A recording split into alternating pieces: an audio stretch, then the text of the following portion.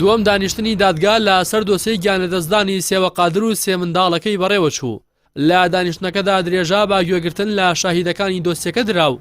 دادوەرگوێی لە شایەتیدانی چەند شایەت تێگرت کە سوکاری سێوەش لە ڕەوشی بەڕێوەچوونی دادگایەکە ڕازین.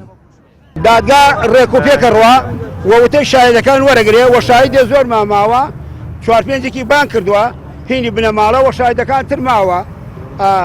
داوا لە دادگای بەڕێز دەکەین زۆر ڕێکوپێکە و ئەڕوا و وتەی هەمووشی وەرگیرێ بەڕێکی. من هەر لە سەرەتاوتومە ئومێدێکی زۆر باشم هەیە کە دادگا ئەم کەیسەیەک لایەکاتەوە و نەتیجەیەکی زۆر باش ئەیا بە کەسوکاری سێوان ئومێدێکی باش ئەیا بە باوکی سێوان و دایکی سێوان کە جەرگ سوتاوە. من ئەو ئومێدەم هەیە و دڵنیاشم جێبەجێ ئەبێت لە چەند لەوانەیە جەلسەیەکی ترا ئەم هۆکارە درێژە بکێشێت لەبەرەوەی هەم لێدوان لە کەسوکاری تاوانبار وەرەگیرێت و لە ئێمەش وەرەگیرێت. لە 12 ئەیلولی ئەم ساڵ و لەو کاتی کە بێدەنگیەک لەسەر دۆسی سوتانی سێوە قادر و منداڵەکانی هەبوو، سۆران عومەر ئەندامی پەرلەمانی کوردستان لە فراکسیۆنی کۆمەڵی ئیسلامی گرتەی ڤیدۆیی ڕووداوەکەی بڵاو کردەوە و بە پلان بۆ داڕێژراویش ناوی برد. هاوکات لە ئەگەری بەلاڕێدابردنی دۆسیەکە هۆشداریدا بنەماڵی سێوەش ڕۆڵی ئەو پەرلەمانتاری کۆمەڵی ئیسلامی لە بەلاڕێدانەبردنی دۆسی کچەکەیان بەرز دەنرخێنن.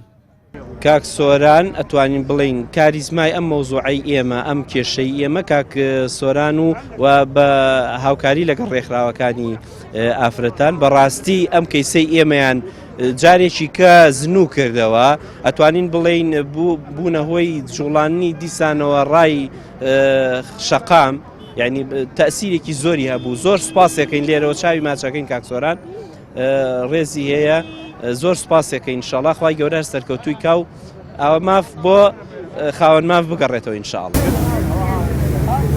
دادوەر پاش گوێگرتن و تۆمارکردنی وتەی چەند شایەتێک کۆتایی بە دانیشتنەکە هێنا و سێشەممەی ئایندەی وەک وادی ئەنجامدانی دانیشتنی سێمی دۆسیەکە دیاری کرد. بە پێی زانیاریەکانی پەیامیش نزیکەی 13 شایەت لە بنەماڵی سێوە قادری تاوان لەسەر کراو هەیە. هەروەها تۆمەتباری چەند شایەتێکی هەیە بەڵام بە شێوەیەکی نهێنی شایەتی دەدەن. ڕاستی حەمامین کەناڵی ئاسمانی پەیام سلێمانی.